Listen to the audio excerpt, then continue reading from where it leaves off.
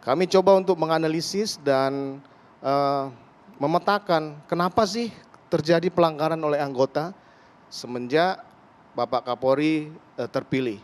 Sehingga nanti strategi dalam memitigasi dan mencegah terjadinya pelanggaran anggota ini berdasarkan metode penelitian yang kami gandeng akademisi, Kompolnas dan beberapa ahli, sehingga nanti mitigasi dan pencegahan ini tepat.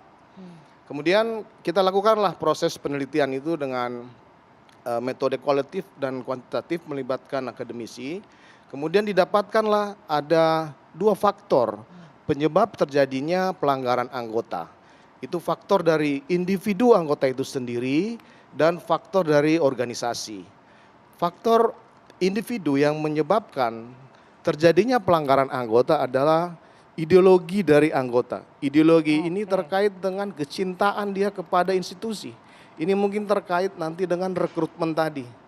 Kemudian yang kedua, masalah spiritual dari anggota itu. Kemudian yang ketiga, komunitas anggota itu. Ini juga sangat berpengaruh signifikan terhadap terjadinya pelanggaran anggota. Kemudian dari sisi organisasi, ada budaya kerja. Ini juga menjadi faktor penyebab terjadinya pelanggaran anggota. Sosialisasi terhadap aturan-aturan internal yang mungkin belum maksimal. Fasilitas dan infrastruktur tadi juga disampaikan oleh Pak Ahmad Yani bahwa ini terkait dengan anggaran. Kemudian terkait yang keempat dari masalah organisasi ini adalah indikator kinerja yang harus kita tetapkan sehingga reward dan punishment ini bisa maksimal. Selain boleh saya potong sedikit Pak Sambo, tadi disampaikan ini penyebabnya salah satunya adalah individu, ideologi anggota, spiritualitas, kemudian komunitas juga. Artinya ini lebih balik lagi ujung-ujungnya menarik ke oknum masing-masing dong ya, ke perorangan jatuhnya. Ya. Jadi dari faktor-faktor individu ini kita kemudian menetapkan 3 strategi bagaimana transformasi pengawasan yang dilakukan. Strategi preemptif, preventif dan represif. Kemudian ada terobosan kerjasama dengan fungsi pengawas eksternal. Sehingga kami terus dikontrol dalam melakukan pengawasan internal ini. Upaya-upaya preemptif itu terkait dengan beberapa kegiatan seperti meningkatkan solidaritas internal. Jadi komandan ini harus dekat dengan anggotanya, tahu masalah anggotanya.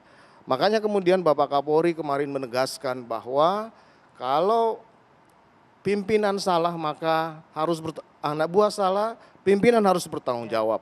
2 level di atas anggota yang melakukan kesalahan harus mempertanggungjawabkan perbuatannya. Saya sampaikan bahwa Kapolres Luwu Utara ini sebagai contoh.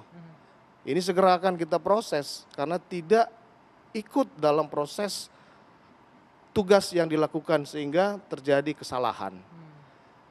Ada beberapa faktor ya gitu. Bang Johnson, kalau Anda melihatnya ini disebutkan ada faktor dari individualnya dan faktor organisasinya. Artinya kalau bicara individual kan ini selalu ujung-ujungnya hanya lagi-lagi oknum nih, berlindung di balik kata-kata oknum yang terlibat seperti itu. Tapi secara big picture-nya kan orang melihat ini institusi polisinya yang tercoreng gitu.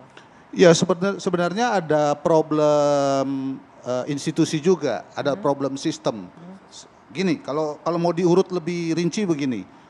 Polisi sekarang ini kan sedang memantapkan institusinya dengan penerimaan tadi, ya kan? Ya. Nah, akan tetapi kalau saya teliti sampai di ujung, misalnya saja, orang sekarang kalau saya bandingkan dengan sistem yang lama, orang sekarang setelah lulus pendidikan langsung masuk dia, langsung terjun. Nah, padahal dulu itu ada proses magang dan lain sebagainya, ya itu juga jadi menjadi masalah. Jadi memang ideologinya belum mantap, terutama ideologi yang menyangkut soal panutan dan lain sebagainya ya. Itu menjadi masalah. Jadi itu kan kalau lihat rekrutmennya berarti level brigadir.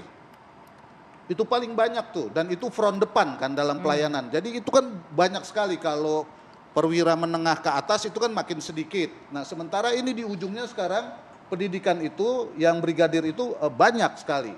Nah saya kira di situ letak masalahnya dan harus dibedah menurut saya. Itu harus dibedah bagaimana cara memantapkannya lagi supaya front depan ini yang level brigadir ini juga mendapatkan pemantapan ideologi bersamaan dengan dia menjalankan tugasnya. Begitu. Jadi jangan selesai pendidikan langsung dia dilepas berhadapan dengan masyarakat. Apalagi kalau mau menjelang pemilu atau pilkada ke depan nih. Karena dia agak nggak terlampau sensitif kan politik-politik. Sementara front depan ini kan yang dilihat masyarakat. Bukan cuma dilihat masyarakat pakai matanya, dilihat masyarakat pakai medsos. Nah itu juga yang jadi soal. Yang kedua memang ada masalah soal budaya kerja ya. Masih lelet, masih lambat, itu jelas ya kan, masih males. Itu. Indikatornya apa tuh Bung Johnson? Lelet, lambat, Iya, dan misalnya males. ibu-ibu udah melapor, responnya lama sekali. Giliran dia melapor ke Kompolnas, sudah diskusi di TV One baru cepet. Oh, oke. Ya kan? Masa iya harus viral dulu sih baru cepet gitu loh. Kan padahal bawaannya dia memang sebenarnya sudah cepet. Kenapa saya bilang sudah cepet?